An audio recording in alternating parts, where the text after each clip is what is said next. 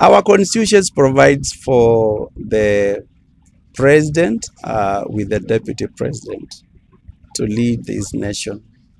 And therefore, what we have witnessed in the past is that is like the position of the vice or deputy president. And even in the county level, we have the deputy governor. We have seen a lot of misunderstandings.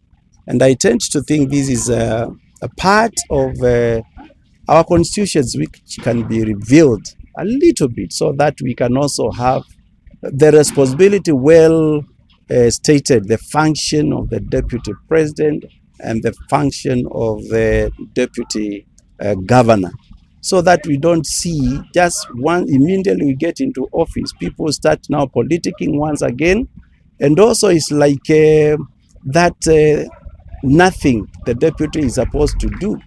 And therefore, if now the deputy president can be given his or her responsibility clearly, I think well stated, I think we shall minimize this rivalry of leadership and fight for power.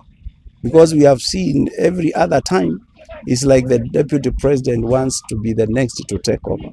And then there is this kind of perhaps undermining, mistrust, and a kind of politics played into, so that now somebody is not looking at the present time to support the present president or leadership, but is looking or she's looking to take over immediately after that. So I think we need separation, and there's clear job description in this one, which I think can be done by constitutional experts or the whatever government can do following the right procedures in there.